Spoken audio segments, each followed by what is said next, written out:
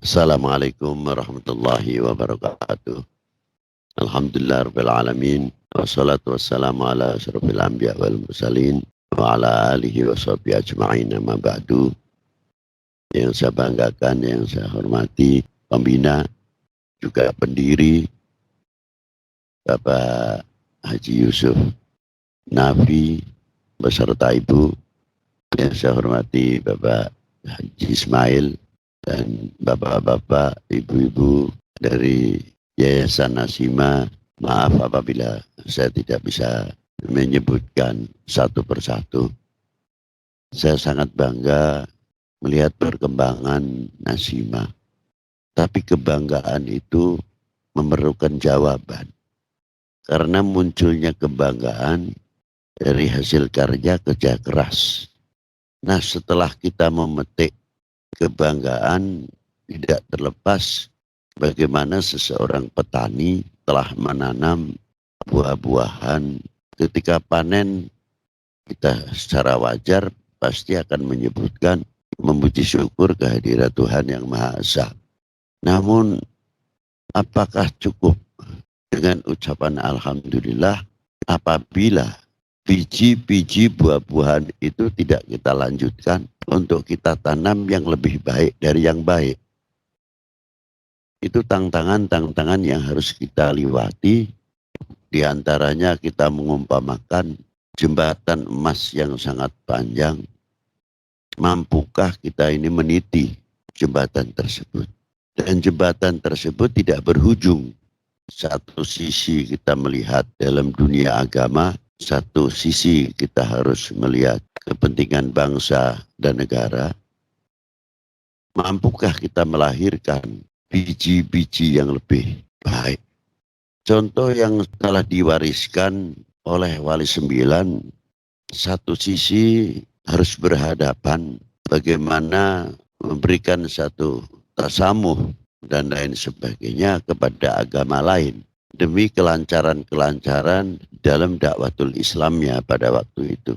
Yang kedua, berhadapan kepentingan internasional, di antaranya pada tahun 1511 jatuhnya Malaka di tangan Portugis. Itu mendapatkan satu pelajaran yang luar biasa.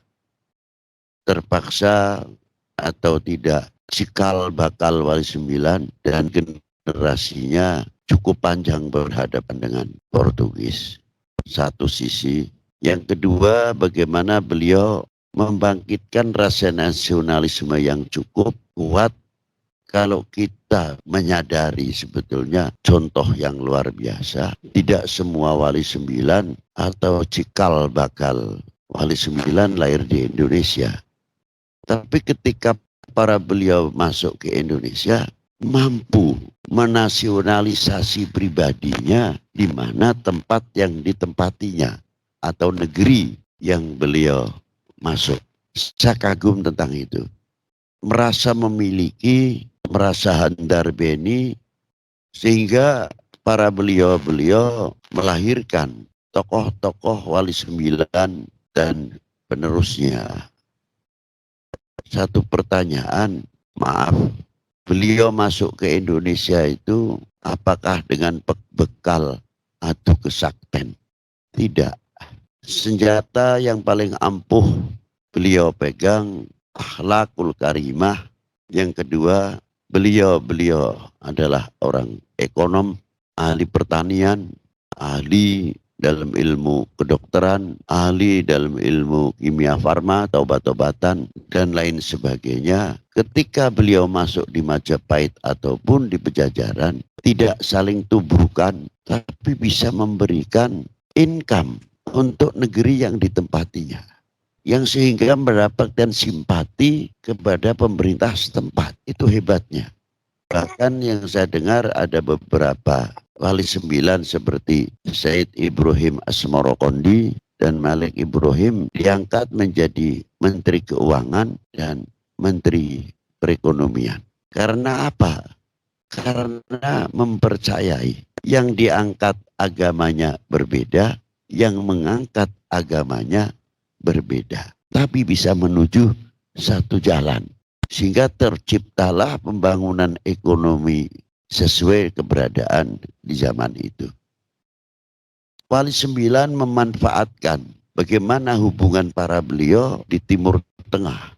Mampu mendatangkan dari Turki berupa permadani dan lain sebagainya.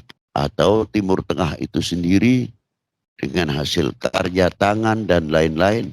Sampai obat-obatan, ilmu kedokteran, hubungan dengan Cina, hubungan dengan India, mendatangkan kain-kain, entah itu sutra atau katun, harga yang sangat seimbang, daya beli masyarakat sudah diperhitungkan oleh para beliau kemampuannya.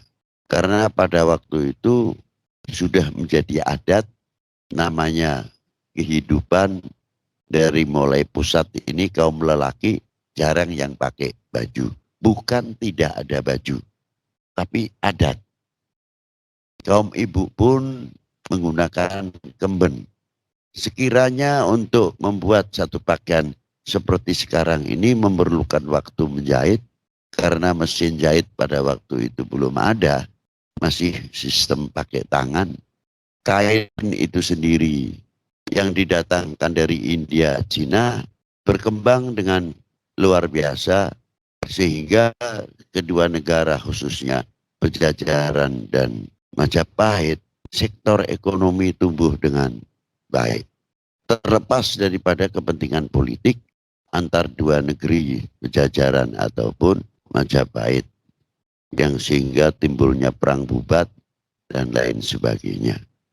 Mampu menjadi penengah sehingga tidak terkontaminasi kepentingan politik. Dari situlah kita bisa melihat bagaimana perjuangan para pendahulu. Yang kedua, dalam segi pembangunan tidak ada kalimat intervensi atau satu keharusan.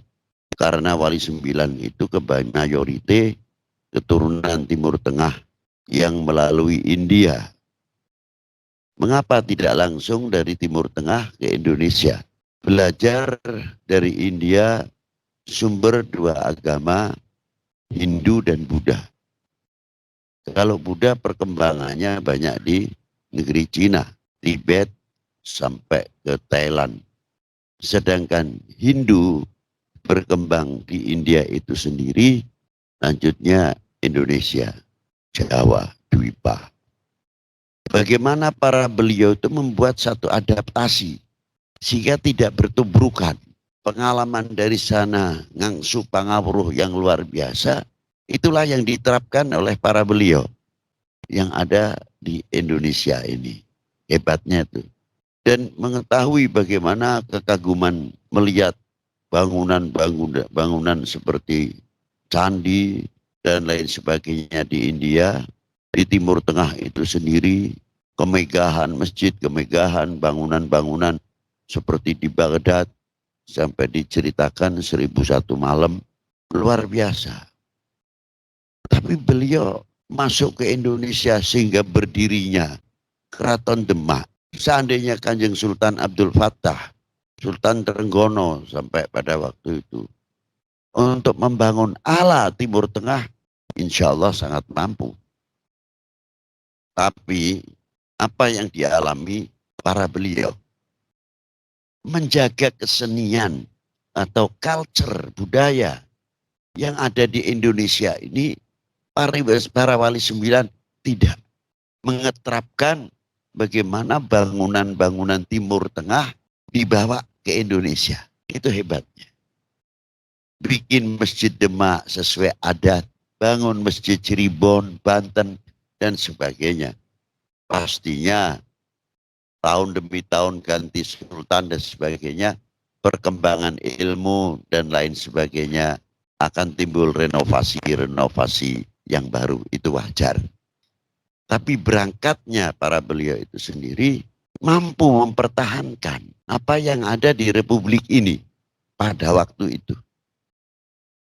Itu yang menjadi keaguman kita kalau kita bertanya, para Wali Sembilan saja sudah mampu melahirkan nasionalisme yang cukup tinggi dan lebih jauh kita katakan NKRI beliau sudah mulai tumbuh menjadi keteladanan untuk para regenerasi penerus.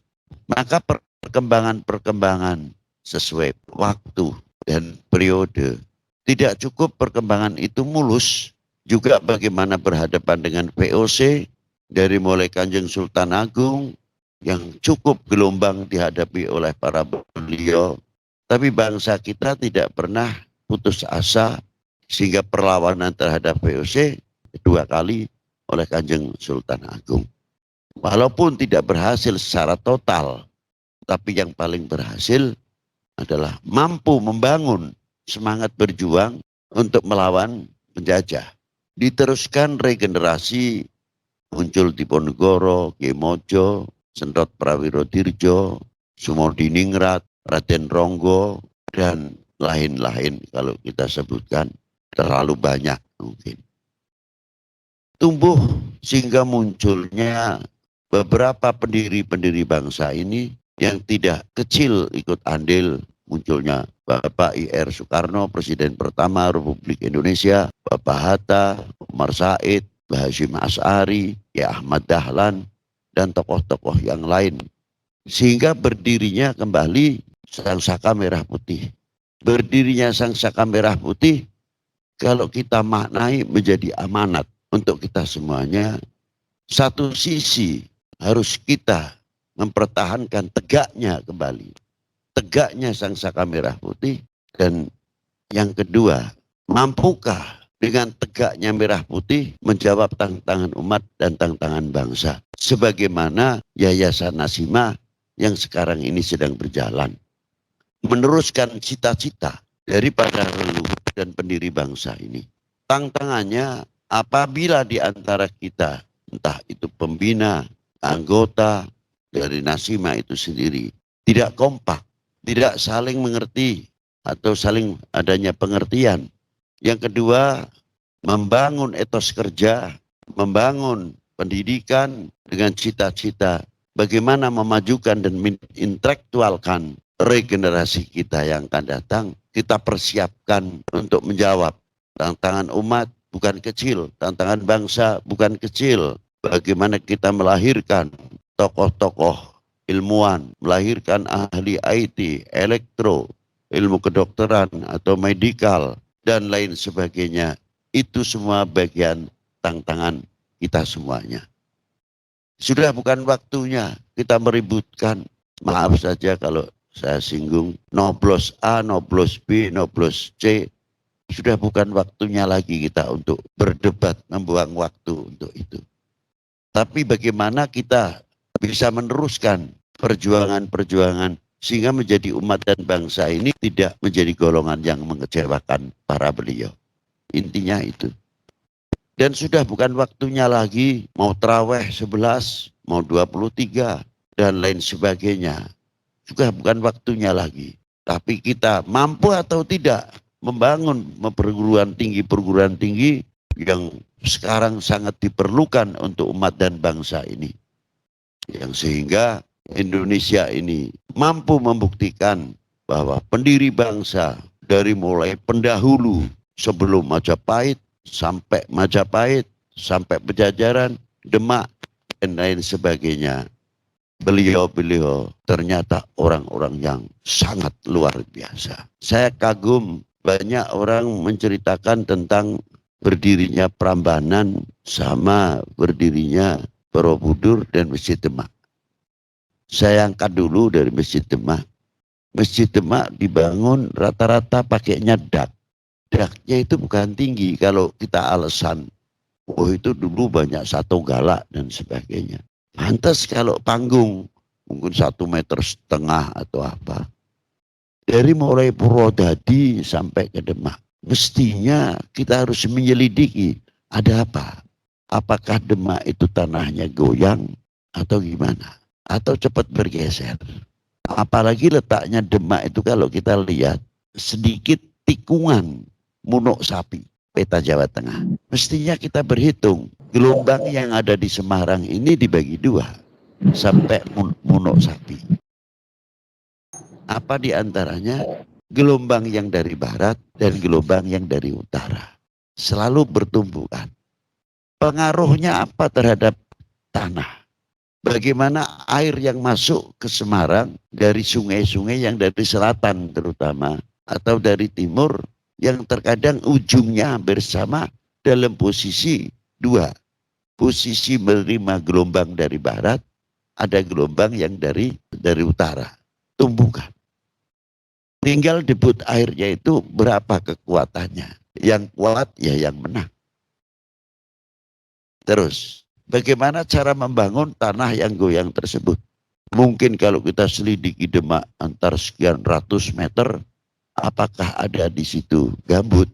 Para wali sembilan sudah mendahului bagaimana cara membangun. Tidak mungkin kalau pakai batu-batu. Dibangunlah dengan kayu. Pengalaman Raden Abdul Fattah walaupun masih kecil, cukup mengambil pengalaman di Sriwijaya Palembang.